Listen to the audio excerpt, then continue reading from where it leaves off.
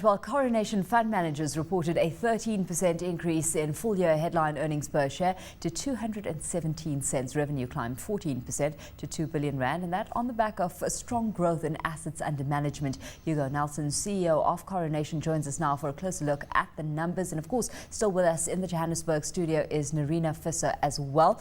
Hugo, thanks so much for joining us this afternoon. Let's get straight into a look at these numbers. I mean, on a headline basis, they certainly look impressive, especially given all that's been playing out in the financial market scene globally, locally as well. Run us through for you the year that was. Yeah, probably the most positive aspect of the numbers is the growth in assets under management. So that's up 37% to 339 billion rand, and a lot of what then flows through the rest of the income statement is as a function of that.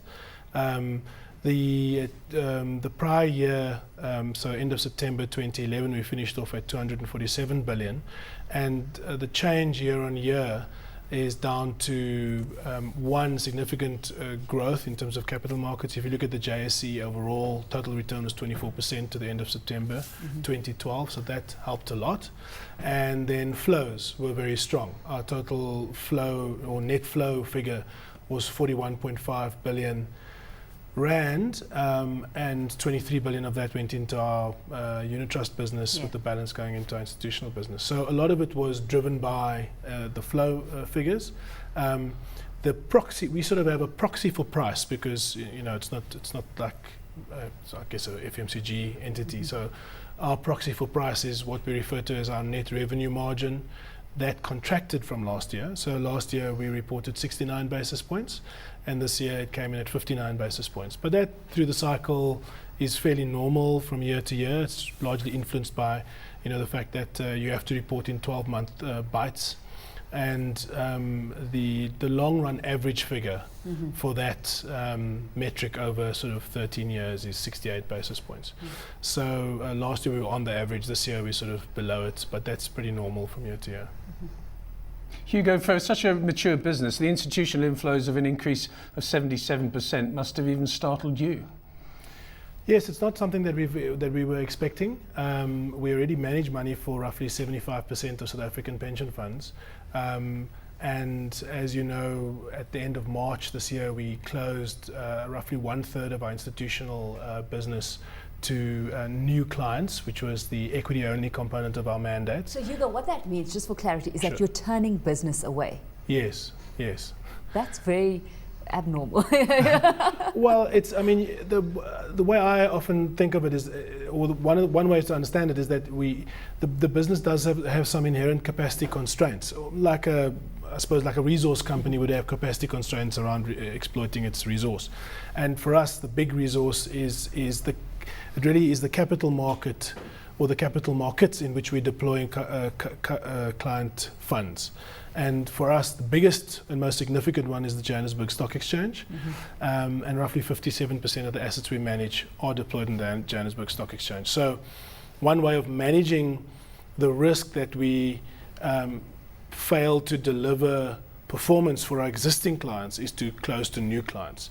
We are open to ongoing flows from existing clients, and that's just because hard closes are operationally very difficult for your client base to deal with because they can't necessarily control when they're having either outflows or inflows. And so if you, as a service provider, hard close, it can create a bit of havoc for them. But sorry, that's the. Nerina, what do you make of a business strategy like that? Because ultimately what they're saying is, if the fund is too big, they won't be able to outperform, and this kind of mitigating against some of that risk. I think it's a very prudent strategy, and I fully agree with Hugo that there is, in the financial services industry, there is as much capacity constraints as you would have in a industrial or even in a mining industry. And I compliment them for taking that stance, because I think that's exactly the way that you ensure that you service your existing clients according to the measures that should be there, rather than trying to almost erode that business, trying to capture new business. What I do want to ask you, Hugo, is obviously you were talking about the JSE as being sort of your main driver of capacity. Clearly the expansion into Africa is something which represents, just like for many other industrial and resources companies, represents a great new growth market for you.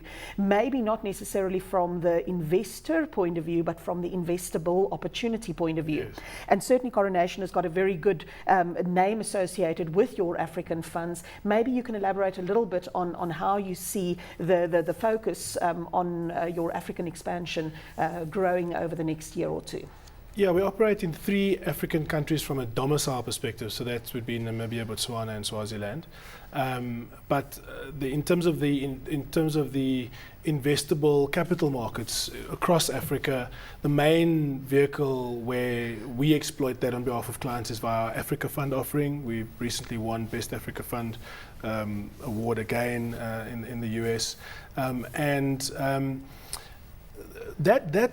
that opportunity is really a multi-year secular opportunity. It would be wrong to say that all of these capital markets are developed enough at this point to provide us, on behalf of our clients, with a lot of capacity to deploy assets. I mean, we think that often your capacity is determined by the way in which you manage your clients' money. So if you tend to be fairly non-benchmark constrained, which is in our case, that to some extent that can limit how large you can become in any particular market. So we think that our Africa Fund offering probably needs to close somewhere between $750 million and at the outset $1 billion. The big unknown in that is what's going to happen with capital market developments in some of the big markets, like for example a market like Nigeria. There are question marks as to whether the market will deregulate appropriately, you'll get the correct rationalization, and costs will drop. Because if costs of transacting drop, then in theory that allows volumes to increase, the capital market to mature, and it makes the whole environment more viable. It's not clear at this point as to what route they're going to take. Some market participants are betting very heavily that will happen if you look at some of the big brokerage houses present there, but the jury's out, we can't predict that. Mm-hmm.